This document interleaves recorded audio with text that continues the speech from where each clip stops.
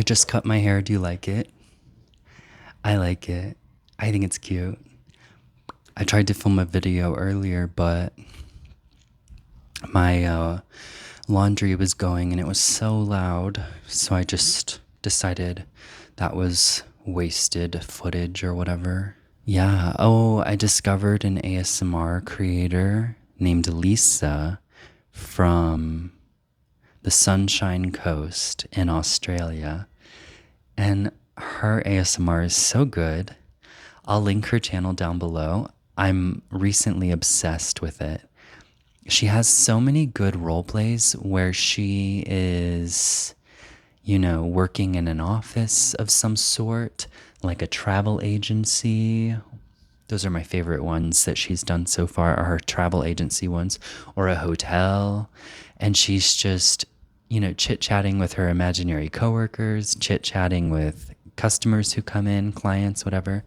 And she's such a great actress, so good at making it believable and convincing. And she's so natural at it. She's so good at it. Like, she's such a hidden gem because her channel only has, I don't know, 30,000-ish subscribers, but the quality, for how good her voice and her cadence and her acting is, I feel like she should easily be 500,000, a million. You know what I mean? Like, I feel like if people found her channel, they would love it. They just haven't found it yet. And I think that's really exciting when you find a YouTube channel where or it doesn't even have to be a YouTube channel, just any kind of creator where the quality far exceeds the following, Like, you can see that if they kept going, they will eventually be really huge. Being able to see the potential is what I mean. I think that's really exciting when you can see the potential so strongly in someone else and you're like really rooting for them. I think that's really fun. So I will link her channel down below. Oh, and I guess this video is going to be about me talking about creators I like who have huge potential, because that's the topic that came to my mind when I turned the camera on. So here's another creator who has huge potential. Her name is Dreamcat, and her content, I don't even think is ASMR on purpose. I think it's unintentional ASMR, but not unintentional ASMR in the sense that that she's trying to be unintentional ASMR. I mean, truly, authentically, it's unintentional. She's just a relaxing person who, in most of her videos, she's doing some sort of makeup look, trying out some sort of makeup tutorials she found on YouTube. So it's very meta. You know what I mean? Like, she's watching YouTube of someone doing a makeup tutorial while she's filming herself for YouTube, and I'm watching her on YouTube. It's very meta. But anyway, her name is Dreamcat. She's super relaxing and sweet, and she talks in a really calm, gentle voice. I don't even think she's trying to be calm and gentle. She's just naturally calm and gentle, and she makes for excellent sort of relaxation content, like ASMR. But it doesn't even have to be ASMR. I mean, like, I think a lot of people, associate ASMR with like going to sleep. But sometimes I listen to her in the afternoon just because, I like being calm all day long. You know what I mean? So yeah, I don't know if you would call it ASMR or just this person is really chill and I like being influenced by how chill she is. You know what I mean?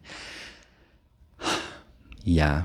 And yeah, I have these aspirations myself of being chill for other people, but I don't know if I would ever live up to that. Yeah, it does make me think, like, obviously I'm gonna make I don't know, hundreds of videos throughout the course of my life, because I plan to just do this for the rest of my life. Why not? Why would I ever stop? Because it doesn't harm me. You know what I mean? Like, I'm self-employed, so like I'm untouchable. A company could never fire me because I work for my own company. You know what I mean? So like I can say whatever I want. And I can be on social media, you know what I mean? So like I don't have to worry about anyone ever hiring me again. So like why would I ever stop talking?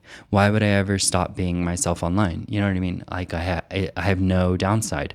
It's all upside. So yeah, I probably will make videos forever for the rest of my life. And I think to myself, like, if anyone ever watched this shit, what would they get out of it? And I honestly don't know. But I think that's really fun to think about. I don't know. I don't know, man. I genuinely, you know what? Sometimes people like me and I'm just bewildered how that could ever be possible. You know what I mean? It's so weird because it's like I like myself a lot. I have no issues with myself. I think I'm great. But it shocks me when other people agree with me. I think because I went through my entire life where nobody fucking liked me. Like I never had any friends until like my late 20s. I was probably 27 when I made my first friend. You know what I mean? 27. And yeah, I mean, up until that point, I was completely alone and I feel like nobody liked me. So yeah, it's hard for me to accept that anybody could genuinely like me. And I also have no idea why the hell they would. Like, what is it that you would ever like about me? You know what I mean? Like, I could list a ton of things I like about myself, but I'm so totally not used to the concept of someone else liking me. You know what I mean? It's just totally unfathomable to me because it's never happened. It's never happened before. So I don't even know what it would be that they would like about me. I think that gives me a very cynical perspective. I often think if somebody thinks that they like me, that they're actually confused and really they just like what I look like and they're not even seeing me. They're seeing their own projection onto me because they like the exterior. You know what I mean? And that's what I always think is like that person doesn't really like me for real. They just like looking at me and they assume that because they like looking at me, they also like me as a person. But I still have not been proven to that anybody has the potential to ever like me as a person. I just don't think it's ever happened before, which I guess is okay. I mean, I've gone my whole life like that, so I guess, I could go the rest of it like that. How sad, but I guess that's the reality for some people. That being said, I also just noticed that I have psoriasis on my upper lip. I've been using Tretinoin, which is a topical retinoid that in the United States is a prescription based product. But since I live in Mexico, you can just get it over the counter very easily. So I've been using that just once a week because, it's really strong and I'll use it about Saturday or Sunday, but not both, just one of those days. And then my skin will start peeling approximately Wednesday, and then it will continue peeling on Thursday, which is today. And yeah, it's been peeling, yesterday and today, but also it's been making my psoriasis that was dormant for probably over a decade, but it's been making that come back. Yeah, I'll be interested to see if it goes away by the weekend because that was sort of my strategy as I was thinking like if my skin could peel midweek when I don't have to see anyone and then it looks normal by the weekend, that would be great. But since I have, psoriasis, which is something, it didn't even occur to me that the tretinoin would make it come back, but like I really should have known, because psoriasis is so sensitive and so finicky. And I also have a little bit of psoriasis on the back of my head, but it's very minimal. I think with my diet and lifestyle, keeping my inflammation really low, my psoriasis has mostly appeared to be gone. But like, since it's an autoimmune disease, it's never gone technically. It can always reoccur because it's genetic, like if my skin ever gets irritated or inflamed, my immune system will just attack it. And yeah, that's just permanent. There's nothing I can do about that other than try to keep my inflammation as low as possible, which has worked extremely well until I started using tretinoin about a month ago. And now, I guess I could just avoid my upper lip area. And then, that's really one of the only areas I have psoriasis. I'm so grateful and lucky I don't have it on my hairline or anywhere else, really. I just have it on my scalp, on the back, and also on my upper lip. So if I just avoid those two areas, I shouldn't have any problem. But I don't know. I've also read that tretinoin can actually help with psoriasis because psoriasis is often a problem of that area producing too many skin cells, which is what causes the psoriasis plaques in the first place. And tretinoin can regulate that.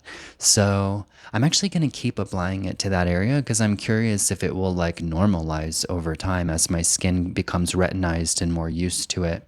I'm interested to see if that would actually solve the problem. And then I could just stick to tretinoin for the rest of my life. Hopefully, that's my plan anyway. Also, can I brag about myself? The other day, and like this was probably bullshit because she just wanted me to donate to her company. So like she was probably just like, what do you call it, rizzing or glazing or whatever you call it? I don't know, what are the kids saying these days? But like she was like a volunteer for Greenpeace, and she told me that I looked like, what did she say, 23 or something? She was probably just blowing smoke. Like she was probably not being legit, but I don't care. I don't care. I look 23. I'm sticking with that. Yep.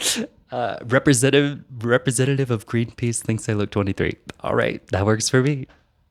Yeah, I don't know. Yeah, I think in certain lighting I can look deceptively younger than I am. Um, but like in broad daylight, it must have been like late afternoon. I don't know. It was probably late afternoon in the dark, and she was like not wearing her glasses or something. But yeah, I think in certain lighting I can look deceptively young. But I am like 33 almost. So that's a bit crazy to me. But maybe after like a year on tretinoin, I will look 23 for real and not just, lying to me to get me to donate to you, which I did, by the way. And I donate now monthly. Yeah, but I also feel that's a topic I think is really interesting, Like on one hand, donating to charities is really well intended. But not every charity does good things with their money. I think Greenpeace does do good things with their money, and I also donate to Amnesty International. I think those two are really, really good. But the thing about donating to charity is I feel like sometimes it can do more harm than good, depending on what charity you donate to. So I feel like you definitely need to do your research before you just willy-nilly give your money to somebody. Because, like, certain nonprofit organizations spend a huge amount of their donations on marketing and advertising and paying their CEOs mega salaries. So that's why I would say you really should research what company or nonprofit organization, you're giving your money to before you just hand over your money. But I do think I feel good about donating to Amnesty International and Greenpeace. I think those are two really good organizations. But yeah. And then also another really annoying thing about nonprofit organizations is they can often receive a lot of donations from other companies or organizations, which creates a conflict of interest. You know what I mean? Like, for example, if you hold certain political views and a nonprofit organization you're donating to accepts a lot of corporate money from some sort of corporation which directly violates your political views, you know what I mean?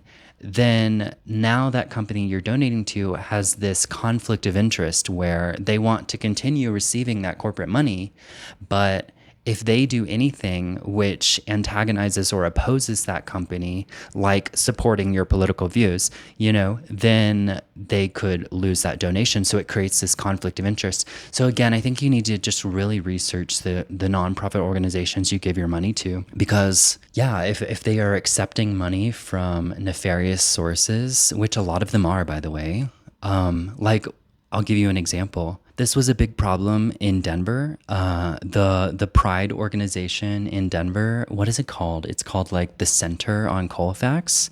There was like protesting that happened during one of the Pride parades or something a few years ago, because the Center on Colfax in Denver, Colorado, accepted a lot of corporate money from companies that support what are those called, like the military industrial complex type companies, and then also oil and gas companies. So you had this sort of LGBT organization hosting this pride event while in bed with all of these horrible companies destroying the world and destroying humanity and actively ruining the lives of LGBT people, you know, the military industrial complex, especially ruining the lives of LGBT people in all of the countries affected by war.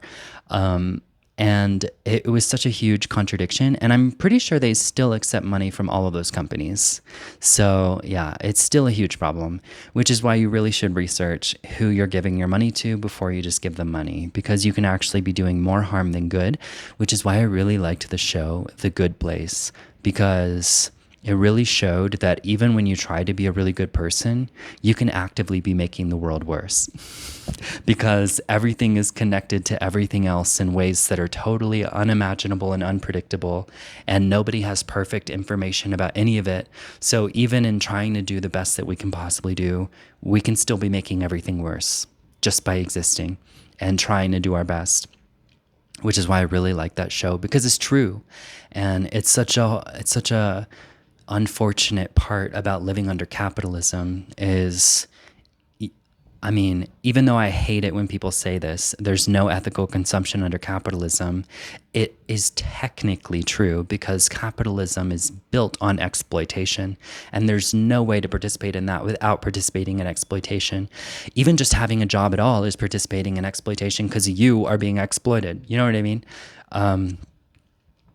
Anyway, so I recommend those ASMR channels, and then you'll never have to hear anyone talk about capitalism. They've never talked about that before. You know what I mean? It's so funny though, because like while they're role playing as a travel agent, they are actively operating under exploitation. You know what I mean? In multiple ways. They're role playing a person who probably makes minimum wage or another very low amount, while the company they work for siphons off all of the profits that they directly earn through their labor, and then they pay CEOs huge salaries. You know what I mean? Even though it's in a fictitious world, obviously, it's all fake, it's just a role play, but still, instead of being relaxed, I'm just thinking about the system of exploitation they're pretending to exist under and chit chat with their coworkers about the weather, and meanwhile they're all being exploited. And then you have the meta exploitation of she's trying to earn a little bit of extra money by making this ASMR video and putting it on YouTube in the first place. So it's double exploitation. She's being exploited while role-playing about a different person being exploited. And we're all just being exploited. And then we're all watching this video because we're all burnt out and stressed and need help relaxing, because we're all being exploited during our day-to-day lives under capitalism. And it all just circles back to each other. And anyway, goodbye.